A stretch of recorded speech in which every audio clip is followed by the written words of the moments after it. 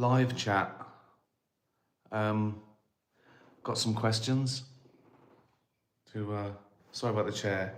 It's a bit squeaky, but, you know, real, isn't it?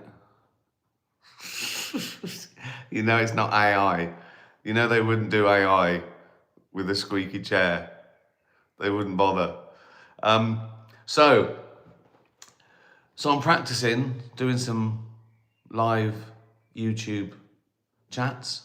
Don't know why. If you like them, I might do them regularly, every Sunday or something, or every other Sunday. I don't know. I managed to do one every day on Twitter, as it was then called, through the pandemic, but there was fuck all else to do. So it won't be that regular. Hi everyone. Oh, here they come. Oh my god. Wow. Okay. Old man confused by technology. Yeah. Well, it's already weird, isn't it? I'm sitting in my house, in my study or office, and I'm talking to people who I can't see. Many of them cats and dogs. So it's already weird. Let's get to the questions. Angel CH, or is that Angelch? Angel CH, I'm going to say. What recommendations would you give to someone who is starting to write? Okay, I've got a few. I've got a couple. I don't know if they're universally true. I don't even know if it's good advice, but this is what I found over 25 years. The first one is weird. It doesn't even sound like advice. It sounds like a platitude, right?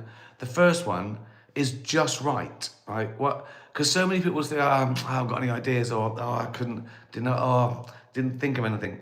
But you didn't write it down. Just write something. Even if you go, I haven't got any ideas, I haven't got any fucking ideas. Just write it down. Who's saying that? Oh, some bloke. What's he doing? He's walking along the fucking road. Just put it all down, right? Start writing, and you'll start making yourself think. What does he see? There's a tramp. What's he doing? He's having a little dance. You know, what does he think? You might look at it tomorrow and go, why did I write that? Or you might go, oh, there's one bit in that I like. Start again. It's no big deal.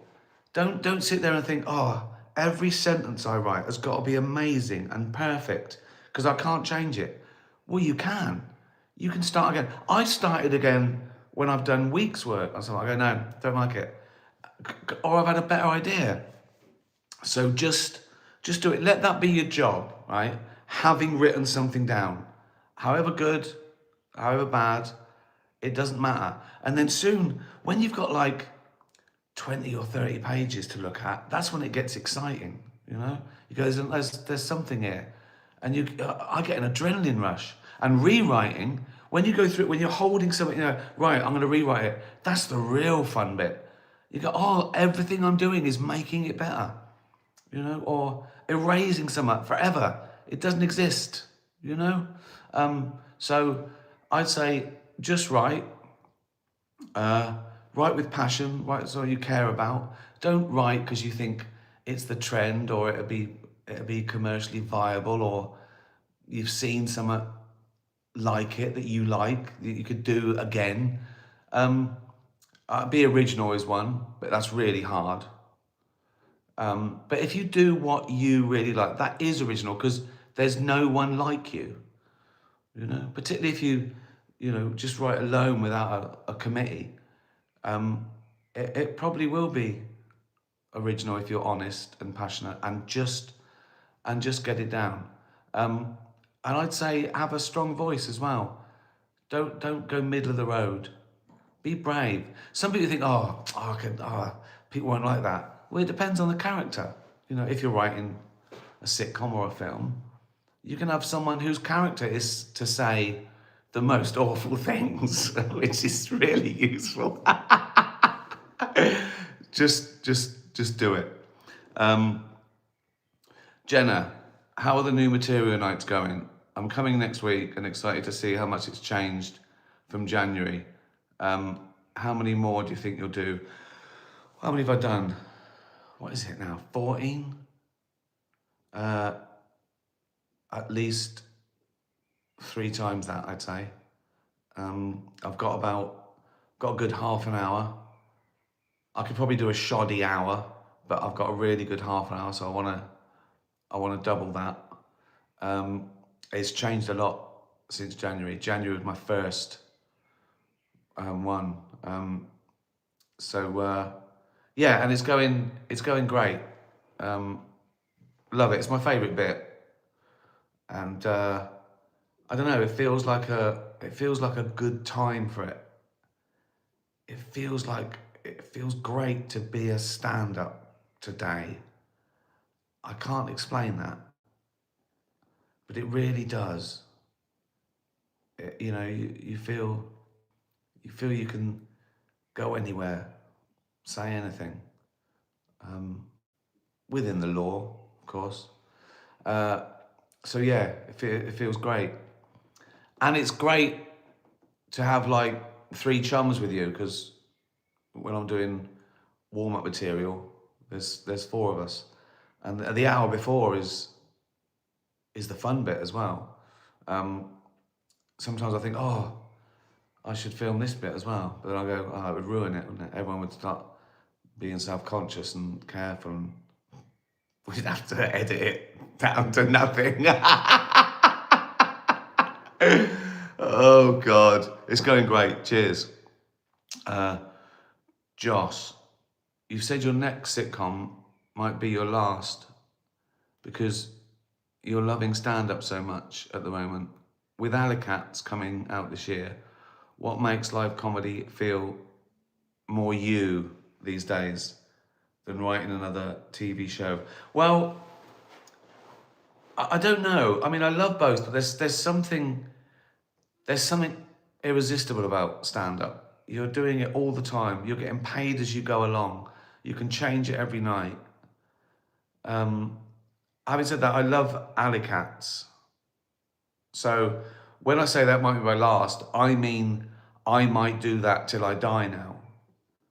I'm loving it so much. It ticks every box. You know, it's like, it's so fun. We do it in a room with all of us, and that's rare in animation. We have just the best day and cut it all down, you know. No hair and makeup. Those cats can't get fatter and older. So as long as I can talk the same, I think this is the first thing I imagine I could do till I die. So that's why it might be my last sitcom. I might have another idea for someone. I might do a special. I might do a film. But I can see stand-up and Alley Cats and this bollocks till I die, and trying to make Dutch Barn a global brand. You know, that seems like dabbling, but each one of those could be a full-time job. And, you know, depending on where you are in the project, they are. So I don't know how these people are doing tours and loads of TV shows and popping up in, I just don't, and when I say I work every day, I mean, I work every day for 2 hours. So that's what if I've got a full-time job, it's 2 hours. So if I do 4 hours, that's 2 full-time jobs. But yeah, that's what I meant by that. I'm loving. I can't wait for the Alley Cats. There's nothing like it, and it's just the most fun. Fiona, does class have a role to play in comedy, in terms of drawing on personal life experiences as the basis of the material? Well, definitely, particularly if you're British. Class is still a big thing in Britain. It's not talked about much, and it's not acknowledged, and they've moved it around, and they've moved the goalposts, and they've lied, but it's still a big thing. And from a personal experience, I felt it. I felt it growing up, even with the attitude that, you know, you're sort of told it won't happen to people like you, right? The fact that I thought my degree had to be vocational, I had to do science to get a job, you know. I never thought of being and entertaining. And that's why there are so many posh actors, because they just think from the work, well, I can just do this. I can do what I love. Well, you can, yeah, because you haven't got to get a fucking job. Because you're already all right. You're already rich, or you've already got something to fall back on. I mean, it's a luxury being mucking around for a living. So you know, if you're poor and you want to muck around for a living, you better be good at it. So yeah, class. I think class does still. I don't go on about it because it sound like virtuously, but it is in stuff I do. And the reason it is there as well, because it's how it manifests itself. Because talking about class, you don't have to be that explicit, but it lets you talk about the things that are interesting, like, you know, like snobbery, vanity, um, uh, everything really, jealousy, envy, uh, you know, ambition. Those things can come from sort of talking about class, the class struggle, etc. I don't think about it much, but it is there, yeah. Carolina, will you do another show like Afterlife? God, I don't know. I mean, there might be. I mean, there's bits of things like Afterlife in Alley Cats. It's always there, you know. There's pathos and, you know, struggle and sadness and all those things. Uh, Everything I do is a little bit existential and about humanity. I mean, this is particularly existential because cats don't live that long, and you know they're at the bottom of the pile. These cats, all they've got is each other against a cruel world. So there's shades of Afterlife and Derek, and there's shades of The Office and Extras as well, because it's more of a sitcom. Alley Cats, really. I mean, they're talking cats, so it's a bit surreal, but there's nothing surreal apart from that, if you know what I mean. You can watch it like a sitcom. It's sort of like it's got some of the feel of old British sitcoms like you know, Porridge and Rising Damp and Only Fools and Horses, a group of people trying to sort of get somewhere with minimum skill. uh, do you believe in aliens? Asks Sam. Well, I believe in the possibility. Sometimes that question's put forward like, because I'm an atheist, I don't believe in any gods. It's like a challenge. Do you believe in aliens? Well, it's not the same, because the reason I don't believe in God is because I have no evidence for a god or gods, and I have explanations for the lack of them. But it's not the same as it's not that I don't believe in aliens. The question should be, you know, will you find any, or what's the chances? Because we're the possibility of aliens, aren't we?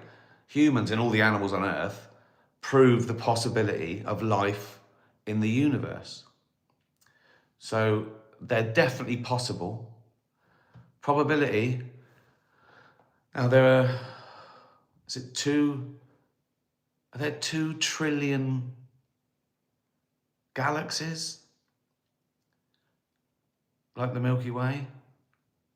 And our galaxy's got like, what is it, hundreds of billions of suns.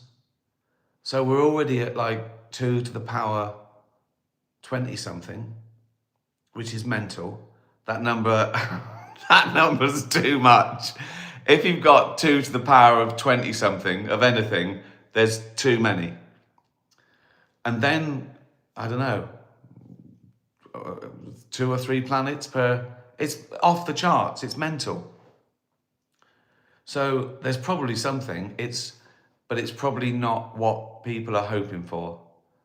An intelligent, you know, futuristic, you know, being that can do shit. It's probably a blob or something, isn't it? I don't know. And we'll never see. If there is, it's like, will we ever see it? Do you know how big the universe is? Fucking huge. But I believe in the possibility. Yeah, I do. Yeah. Priestley. Oh, okay. Would you rather be forced to do a full series of The Office reunion where everyone is now woke and sensitive? That'd be a nightmare, wouldn't it? Or have to explain every single one of your tweets to a panel of furious Gen Z activists? Well, if you, that's hard. That first one. So I'm doing I'm doing a series of The Office. All the people are back, but now they've been like body snatched and they're already woke. And what do they keep going? Why would I say that? That'd be a nightmare. It'd be a nightmare. It's hard enough when no one questions you, just to get things done. And that would be depressing as well, because that would matter to me. It's got to be the panel of Gen Zs just being offended by my tweets, because I wouldn't care. So what happens there? So every time I do a tweet, I get a little alert, and I've got to go through a door, and there's a little table there's 3 19-year-olds with different coloured hair and a nose ring. One of them's crying. And they go, "What do you mean by that tweet?" I go, "Oh, it's just a joke." I go, "What's that?" I go, it was irony." I go, "What's that?" I go, "That's when you say something you don't mean for comic effect. You boring twats." Was that irony? No, that wasn't irony. I meant that. Oh God, it's got to be that one. I'd probably tweet less, or I might do things purposely to annoy them. I might do something, get the alert, go through, and they're all crying, and they go, "What do you mean with that?" I go, "Oh, right." What? That'd be great. That'd be brilliant. Because usually when you do a tweet that offends people, you don't see them. Now I'd get to see them crying. Oh, it's that one. Oh God. Ricky, this is Alfie. Ricky, do you see Alley Cats as a spiritual cousin to your earlier work, like The Office and Extras? I've sort of, yeah, that's funny. Giving awful characters permission to be awful, yeah.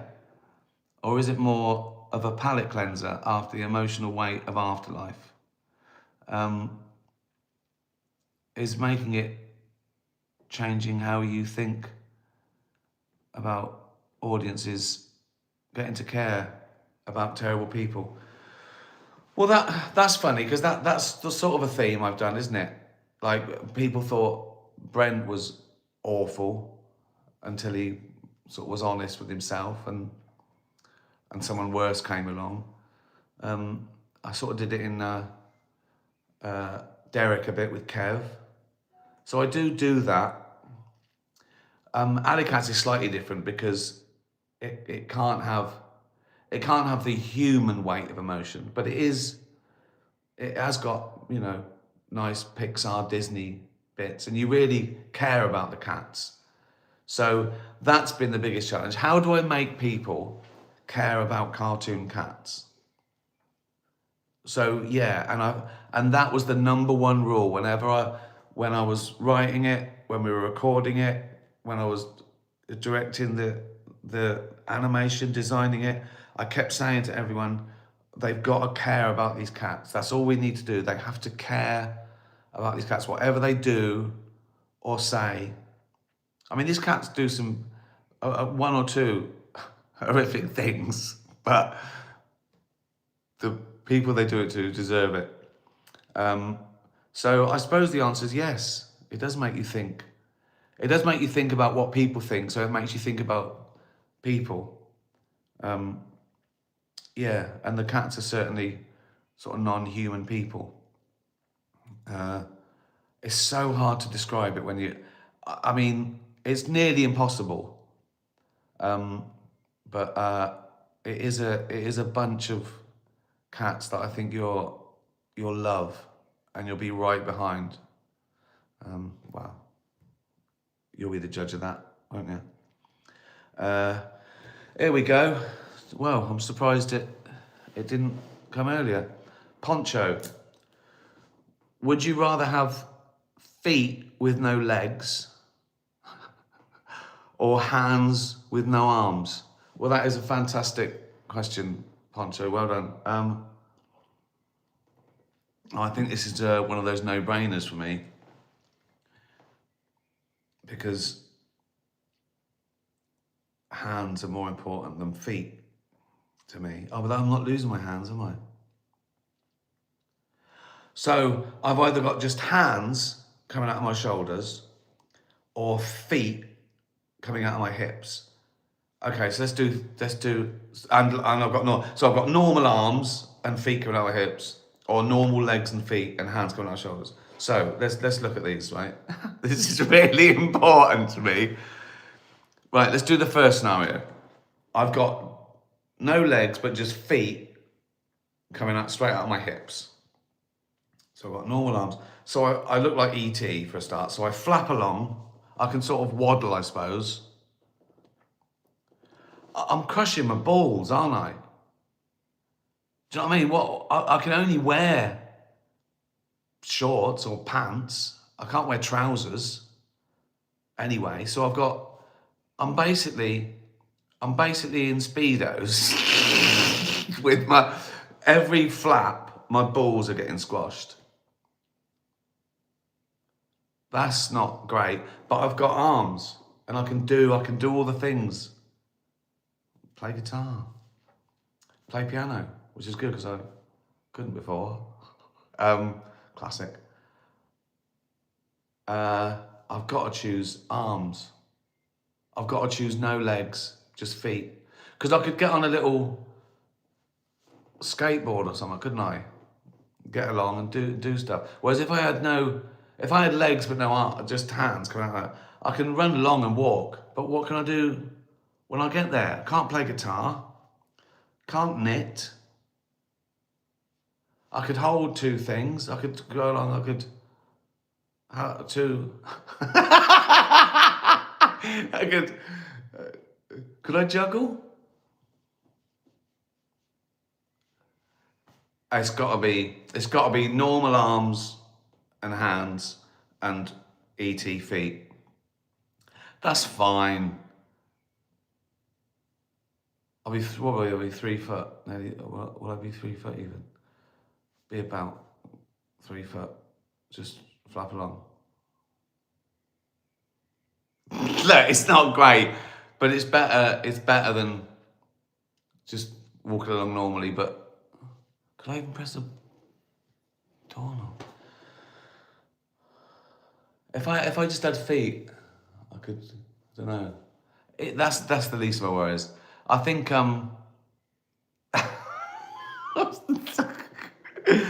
I choose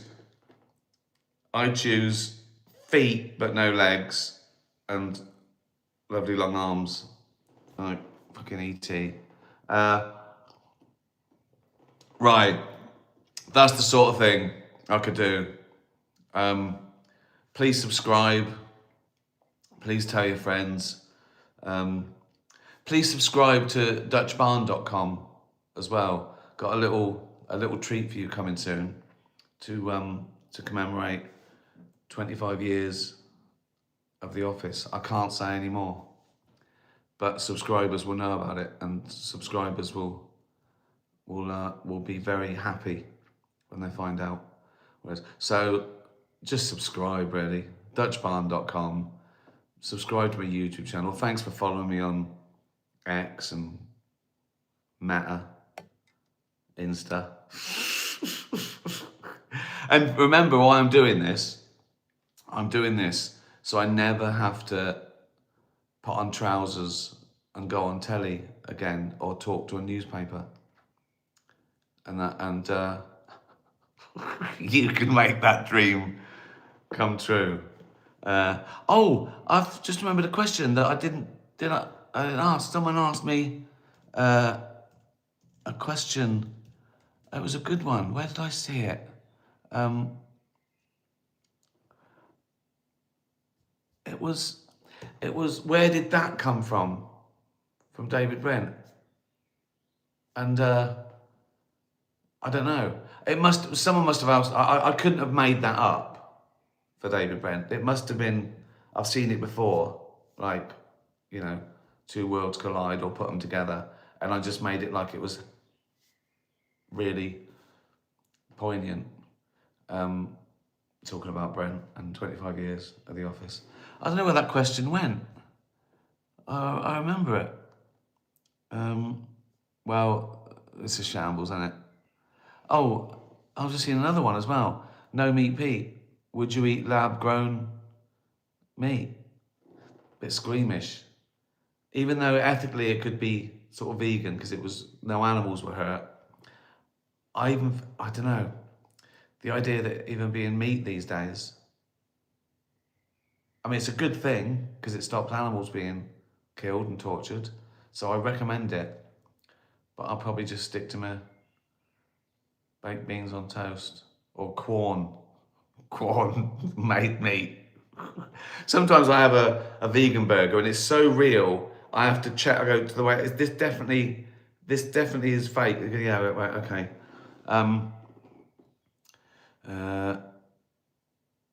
Lurcher Girl, I've seen another question. If you wrote a sitcom today, where would you set it?